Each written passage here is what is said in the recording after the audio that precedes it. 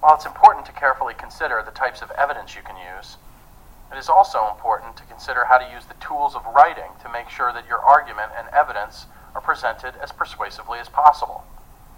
There are three primary ways of designing arguments to appeal to a reader. Strong arguments can be made using any one of these approaches or by using them in combination.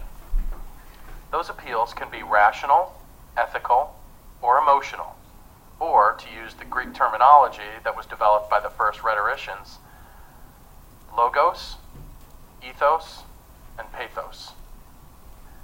Now, it's not necessary for you to know the Greek terminology unless you're going to study classical rhetoric, but it is helpful to understand the distinctions between the appeals that are rational, logos, ethical, ethos, and emotional, pathos. Rational appeals, or logos, are appeals that involve logical arguments as well as the use of examples and illustrations. Rational appeals are the ones that you're most likely to use in academic writing, but they're not the only rhetorical tools at your disposal. Ethical appeals, or ethos, are appeals based on character, such as when you use expert opinion or personal anecdotes to help support your argument. Emotional appeals, or pathos, are those that take account of the feelings of your readers. Now, that's a lot to take in all at once, so here's a classic joke that helps draw the contrast between these three forms of appeal. So three guys walk into a restaurant. Their names are Logos, Ethos, and Pathos. They order and they're having a fine time when they realize they don't have any money with them, and they can't pay for the meal that they've already had. So Logos says, clearly we need to talk to the owner and explain what's going on here. Maybe we can do dishes or something. Ethos interrupts and says, there's no need for that. We'll just ask the owner to take us for our word. We'll come back and pay for the lunch after all. I mean, we're responsible individuals here. So Pathos jumps in and says, maybe your mother's a responsible individual, but I wouldn't trust you not to do the old dine and ditch. In fact, now that I think about it, I'm not too sure about your mother. This sends Ethos into a rage. My mother is a saint, he screams as he throws a punch at Pathos, and Pathos grabs Ethos in a headlock. Logos jumps in and tries to separate the two of them, and all three men tumble to the ground, knocking over chairs and kicking over tables. The owner runs out from the kitchen and throws all three of them out onto the street. Logos, Ethos, and Pathos pick themselves up and brush themselves off.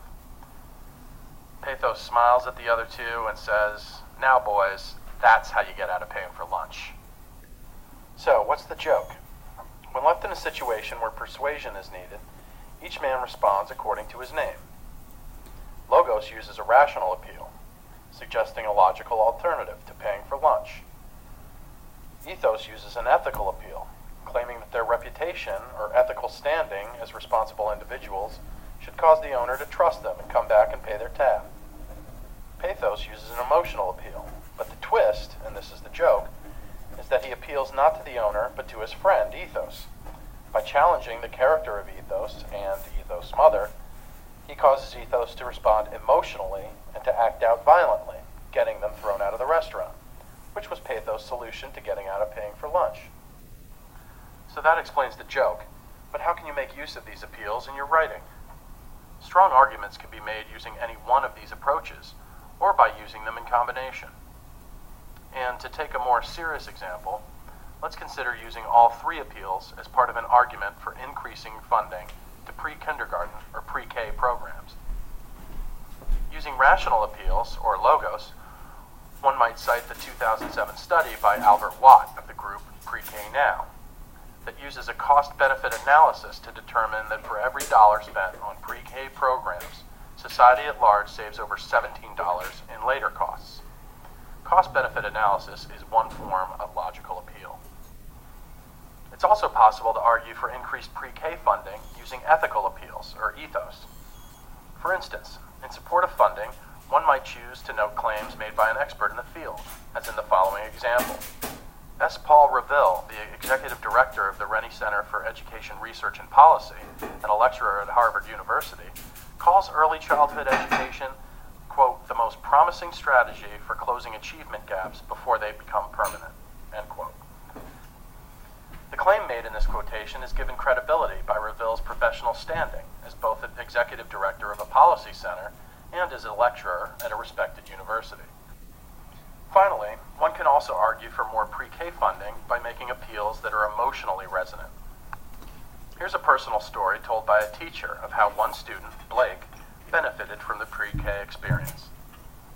One of the children in my class, Blake, stands out as a great example of the positive impact preschool can have. The first day Blake entered my classroom, he made it very clear it was the last place he wanted to be.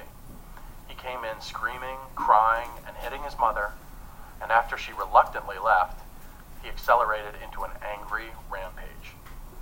During that first day, Blake refused to participate in our classroom activities. However, after our initial confrontation, Blake adjusted well in the classroom. He was able to separate from his mother for 3 hours a day, make new friends, and problem solve with children his own age. When Blake left class, he was able to sit in the classroom and listen to instructions. Blake is now in first grade, and he's above grade level in reading and in math. Using a specific example, particularly one that is emotionally powerful, such as that of a small child, can be an important tool for supporting any argument. Now it's your turn. For this example, let's assume that someone is writing a paper on embryonic stem cells, the undifferentiated cells from which specialized cells develop. This paper argues that embryonic stem cell research is unethical. Here are the 3 different appeals in support of that argument. 1 is a rational appeal, or logos. 1 is an ethical appeal, or ethos. And 1 is an emotional appeal, or pathos. Can you match the type of appeal with each example? Here are the answers. Response A is a rational appeal because it makes its case by providing examples of alternatives to embryonic stem cell research.